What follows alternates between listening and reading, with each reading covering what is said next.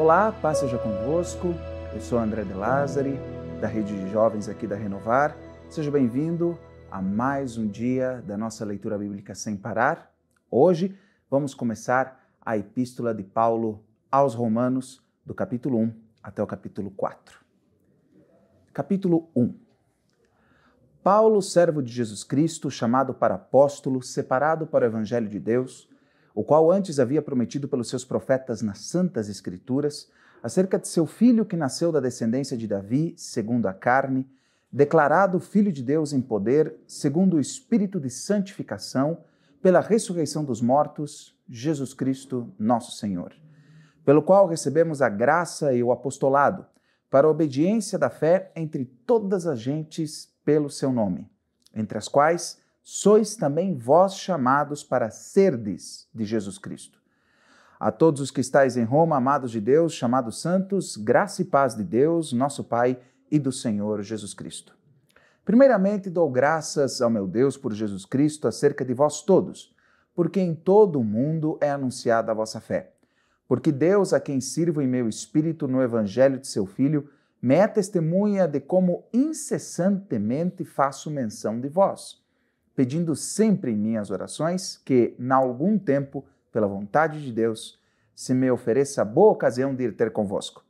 Porque desejo ver-vos para vos comunicar algum dom espiritual, a fim de que sejais confortados. Isto é, para que juntamente convosco eu seja consolado pela fé mútua, tanto vossa como minha.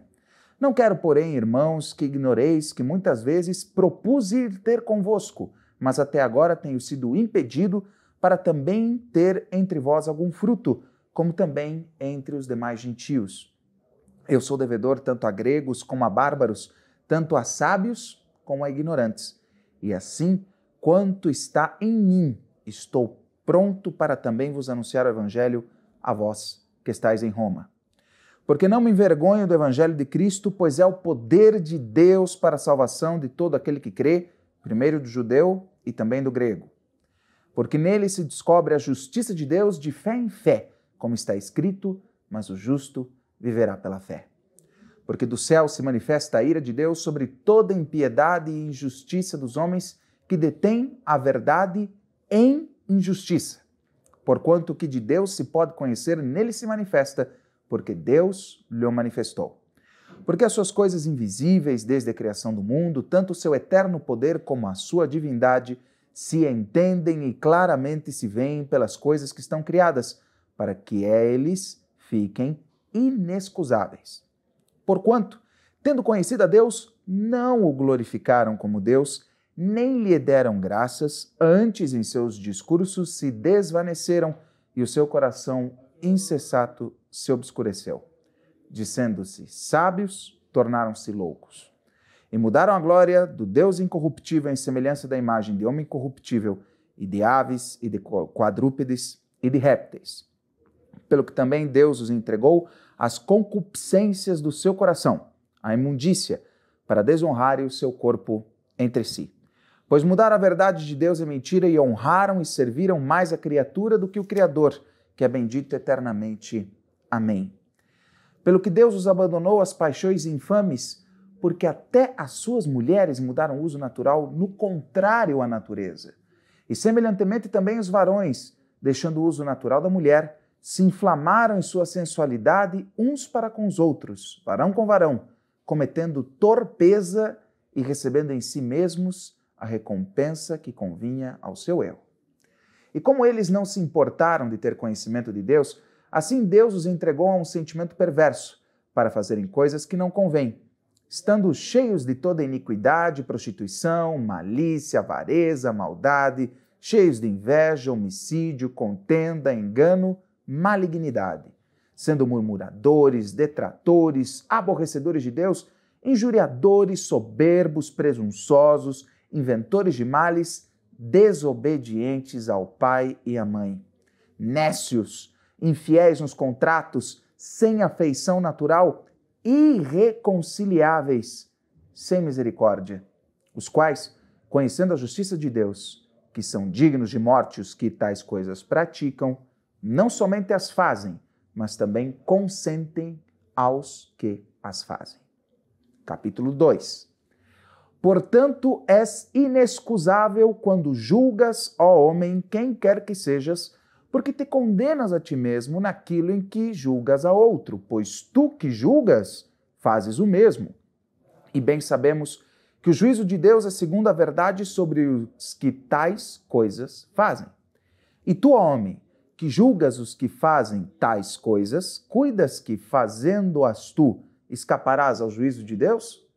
Ou desprezas as riquezas, desprezas as riquezas da sua benignidade e paciência e longanimidade, ignorando que a benignidade de Deus te leva ao arrependimento? Mas segundo a tua dureza e teu coração impenitente, entesouras ira para ti no dia da ira e da manifestação do juízo de Deus, o qual recompensará cada um segundo as suas obras. A saber, a vida eterna aos que com perseverança em fazer o bem procuram glória e honra e incorrupção, mas indignação e ira aos que são contenciosos e desobedientes à verdade e obedientes à iniquidade. Tribulação e angústia sobre toda a alma do homem que faz o mal, primeiramente do judeu e também do grego. Glória, porém, e honra e paz a qualquer que faz o bem, primeiramente ao judeu e também ao grego. Porque para com Deus não há acepção de pessoas. Porque todos os que sem lei pecaram, sem lei também perecerão, e todos os que sob a lei pecaram, pela lei serão julgados. Porque os que ouvem a lei não são justos diante de Deus, mas os que praticam a lei hão de ser justificados. Porque quando os gentios que não têm lei fazem naturalmente as coisas que são da lei, não tendo eles lei, para si mesmos são lei, os quais mostram a obra da lei escrita no seu coração, testificando juntamente a sua consciência e os seus pensamentos, quer acusando-os, quer defendendo-os, no dia em que Deus há de julgar os segredos dos homens por Jesus Cristo, segundo o meu evangelho. Eis que tu, que tens por sobrenome judeu, e repousas na lei, e te glorias em Deus, e sabes a sua vontade, e aprovas as coisas excelentes, sendo instruído por lei, e confias que és guia dos cegos, luz dos que estão em trevas, instruidor dos nécios, mestre de crianças, que tens a forma da ciência e da verdade na lei. Tu, pois, que ensinas a outro, não te ensinas a ti mesmo? Tu, que pregas que não se deve furtar, furtas? Tu, que dizes que não deve ou não se deve adulterar, adulteras? Tu, que abominas os ídolos, cometes sacrilégio? Tu, que te glorias na lei, desonras a Deus pela transgressão da lei? Porque, como está escrito, o nome de Deus é blasfemado entre os gentios por causa de vós. Porque a circuncisão é, na verdade, proveitosa, se tu guardares a lei, mas se tu és transgressor da lei, a tua circuncisão se torna em incircuncisão. Se, pois, a incircuncisão guardar os preceitos da lei, porventura a incircuncisão não será reputada como circuncisão? E a incircuncisão que por natureza ou é, se cumpre a lei, não te julgará porventura a ti que pela letra e circuncisão és transgressor da lei? Porque não é judeu o que é exteriormente, nem é circuncisão a que o é exteriormente na carne, mas é judeu que o é no interior, e circuncisão a que é do coração no espírito, não na letra, cujo louvor não provém dos homens, mas de Deus. Capítulo 3. Qual é, logo, a vantagem do judeu, ou qual a utilidade da circuncisão? Muita em toda maneira, porque primeiramente as palavras de Deus lhe foram confiadas. Pois que, se alguns foram incrédulos, a sua incredulidade aniquilará a fidelidade de Deus? De maneira nenhuma. Sempre seja Deus verdadeiro e todo homem mentiroso, como está escrito, para que sejas justificado em tuas palavras e venças quando fores julgado. E se a nossa injustiça for causa da justiça de Deus, que diremos? Porventura será Deus injusto trazendo ira sobre nós? Falo como homem, de maneira nenhuma. De outro modo, como julgará Deus o mundo? Mas se pela minha mentira abundou mais a verdade de Deus para a glória sua, por que sou eu ainda julgado também como pecador? E porque não dizemos como somos blasfemados e como como alguns dizem que dizemos, façamos males para que venham bens, a condenação desses é justa. Pois que somos nós mais excelentes? De maneira nenhuma, pois já dantes demonstramos que tanto judeus como gregos todos estão debaixo do pecado. Como está escrito, não há um justo, nenhum sequer. Não há ninguém que entenda, não há ninguém que busque a Deus. Todos se extraviaram e juntamente se fizeram inúteis. Não há quem faça o bem, não há nenhum só. A sua garganta é um sepulcro aberto, com a língua tratam enganosamente. Peçonha de áspides está debaixo de seus lábios, cuja boca está cheia de maldição e amargura. Os seus pés são ligeiros para derramar sangue, e em seus caminhos a destruição e miséria. E não conheceram o caminho da paz. Não há temor de Deus diante de seus olhos. Ora, nós sabemos que tudo que a lei diz aos que estão debaixo da lei, o diz para que toda a boca esteja fechada e todo o mundo seja condenável diante de Deus. Por isso, nenhuma carne será justificada diante dele pelas obras da lei, porque pela lei vem o conhecimento do pecado. Mas agora se manifestou sem a lei a justiça de Deus, tendo o testemunho da lei e dos profetas. Isto é, a justiça de Deus pela fé em Jesus Cristo para todos e sobre todos os que creem, porque não há diferença, porque todos pecaram e destituídos estão da glória de Deus, sendo justificados gratuitamente pela sua graça, pela redenção que há em Cristo Jesus, ao qual Deus propôs para propiciação pela fé no seu sangue, para demonstrar a sua justiça pela remissão dos pecados dantes cometidos sob a paciência de Deus, para a demonstração da sua justiça neste tempo presente, para que ele seja justo e justificador daquele que tem fé em Jesus. Onde está logo a jactância? É excluída por qual lei? Das obras? Não, mas pela lei da fé. Concluímos, pois, que o homem é justificado pela fé, sem as obras da lei. E porventura, Deus somente dos judeus? E não o é também dos gentios? Também dos gentios, certamente. Se Deus é um só, que justifica pela fé a circuncisão e por meio da fé a incircuncisão. Anulamos, pois, a lei pela fé? De maneira nenhuma. Antes, estabelecemos a lei. Capítulo 4. Que diremos, pois, ter alcançado Abraão, nosso pai, segundo a carne? Porque se Abraão foi justificado pelas obras, tem de que se gloriar, mas não diante de Deus. Pois, que diz a Escritura? Creu Abraão em Deus, e isso lhe foi imputado como justiça. Ora, aquele que faz qualquer obra, não lhe é imputado o galardão segundo a graça, mas segundo a dívida. Mas aquele que não pratica, porém crê naquele que justifica o ímpio, a sua fé lhe é imputada como justiça. Assim também, Davi declara bem-aventurado o homem a quem Deus imputa a justiça sem as obras, dizendo: bem-aventurados aqueles cujas maldades são perdoadas e cujos pecados são cobertos. Bem-aventurado o homem a quem o Senhor não imputa o pecado.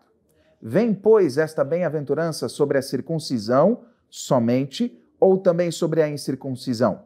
Porque dissemos que a fé foi imputada como justiça a Abraão. Como lhe foi, pois, imputada? Estando na circuncisão ou na incircuncisão? Não na circuncisão, mas na incircuncisão. E recebeu o sinal da circuncisão, selo da justiça da fé, quando estava na incircuncisão, para que fosse pai de todos os que creem, estando eles também na incircuncisão, a fim de que também a justiça lhe seja imputada. E fosse pai da circuncisão, daqueles que não somente são da circuncisão, mas que também andam nas pisadas daquela fé de Abraão, nosso pai, que tivera na incircuncisão. Porque a promessa de que havia de ser herdeiro do mundo não foi feita pela lei a Abraão ou a sua posteridade, mas pela justiça da fé. Pois se os que são da lei são herdeiros, logo a fé é vã e a promessa é aniquilada. Porque a lei opera a ira, porque onde não há lei também não há transgressão. Portanto, é pela fé, para que seja segundo a graça, a fim de que a promessa seja firme a toda a posteridade, não somente a que é da lei, mas também a que é da fé de Abraão, o qual é pai de todos nós.